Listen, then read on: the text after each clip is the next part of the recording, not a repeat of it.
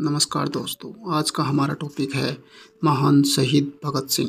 भगत सिंह का जन्म 27 सितंबर 1907 को लायलपुर ज़िले के बंगा गांव में हुआ, जो अब पाकिस्तान में है। इनका जन्म एक सिख परिवार में हुआ। इनके पिताजी का नाम सरदार किशन सिंह और माताजी का नाम विद्या कौर था। वो एक किसान परिवार से संबंध रखते थे। इनके जन्म के समय इनके पिता किशन सिंह, चाचा अजीत व स्वर्ण सिंह जेल में थे। सरदार अजीत सिंह ने भारतीय देशभक्त संघ की स्थापना की थी। भगत सिंह जी ने अपनी 5वीं तक की पढ़ाई अपने गांव में ही की थी। इसके बाद 1923 में उन्हें लाहौर के नेशनल कॉलेज में भर्ती कराया गया, जिसकी स्थापना भारतीय स्वतंत्रता सेनानी लाला लाजपत राय ने की थी। उन्होंने अपनी स्कूली शिक्षा के दौरान ही लगभग 50 पुस्तकों को पढ़ लिया था। इसके बाद कॉलेज के दिनों से लेकर 1921 में उनकी गिरफ्तारी के दिन तक वो लगभग 200 और किताबें पढ़ चुके थे और 716 दिनों की कैद के दौरान भी उन्होंने लगभग 300 और किताबें पढ़ ली थी। 13 अप्रैल 1919 को जलियांवाला बाग हत्याकांड ने भगत सिंह के दिमाग पर बहुत गहरी छाप छोड़ी। लाहौर के नेशनल कॉलेज की पढ़ाई छोड़कर भगत सिंह ने भारत की आज़ादी के लिए नौजवान भारत सभा की स्थापना की थी। इसके बाद वो चंद्रशेखर आज़ाद के नेतृत्व में गठित हुई गदर दल के हिस्सा बन गए। चंद्रशेखर आज़ाद के साथ उनकी पार्टी हिंदुस्तान रिपब्लिक एसोसिएशन से जुड़ गए और उन्हें एक नया नाम दिया, हिंदुस्तान सोशलिस्ट रिपब्लिक एसोसिएशन। 30 अक्टूबर 1928 को लाला लाजपत राय के नेतृत्व में साइमन का विरोध कर रहे युवाओं पर सुप्रिटेंडेंट जेम्स एस कोर्ट ने लाठीचार्ज का आदेश दिया था। उनके प्यारे नेता लाला लाजपत राय की मृत्यु हो गई थी। इसी का बदला लेने के लिए 17 दिसंबर 1927 को भगत सिंह और राजगुरु ने पुलिस अधिकारी जॉन स्कॉट की जगह एएसपी जॉन पी सॉन्डर्स की हत्या कर दी।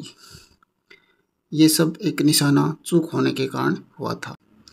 8 अप्रैल 1929 को भगत सिंह ने बटुकेश्वर दत्त के साथ विधानसभा कक्ष में सार्वजनिक गैलरी में 2 बम फेंके और बम फेंकने के दौरान इन्होंने इंकलाब जिंदाबाद के नारे लगाए। इनका यहाँ पर सिर्फ एक ही उद्देश्य था कि अंग्रेज़ों की एक बहरी सरकार जो क्रांतिकारियों की आवाज़ को नहीं सुनना चाहती थी, उसको सुनाना। और दूसरा काम था, इन्होंने यह पब्लिक सेफ्टी बिल व ट्रेड सेफ्टी बिल का विरोध करने के लिए ये सब किया था। इस मामले में भगत सिंह और उसके साथियों को गिरफ्तार कर लिया गया। सॉन्डर्स मामले में दोषी पाए जाने से पहले भगत सिंह ने सेंट्रल जेल मियांवाली, जो पाकिस्तान में है, कैदियों के विरोध प्रदर्शन का नेतृत्व किया और भारतीय कैदियों के साथ उन्होंने एज ए पॉलिटिकल लीडर्स की तरह व्यवहार करने की मांग रखी और उन्हें बुक्स व न्यूज़पेपर मुहैया कराए जाने की भी शर्त रखी।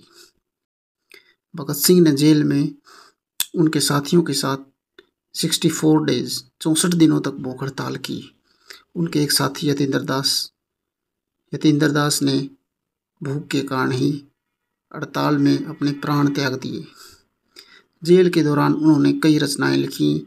उनकी एक किताब मैं नास्तिक क्यों हूँ, दूसरी जेल डायरी। उनका लोकप्रिय लेख अस्पृश्यता की समस्या कीर्ति प्रतीक पत्रिका में जून 1928 में प्रकाशित हुआ, जहां भगत सिंह ने जाति और संबंधित पहलुओं की आलोचना की थी।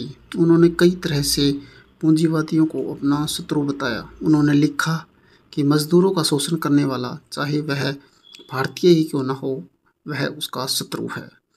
उन्होंने कहा, जिंदगी तो सिर्फ अपने कंधों पर जी जाती है, दूसरों के कंधे पर तो सिर्फ जनाजे उठाए जाते हैं।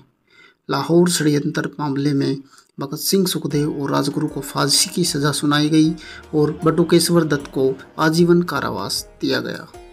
भगत सिंह को 23 मार्च 1931 की शाम 7 बजे सुखदेव और राजगुरु के साथ फांसी पर लटका दिया गया।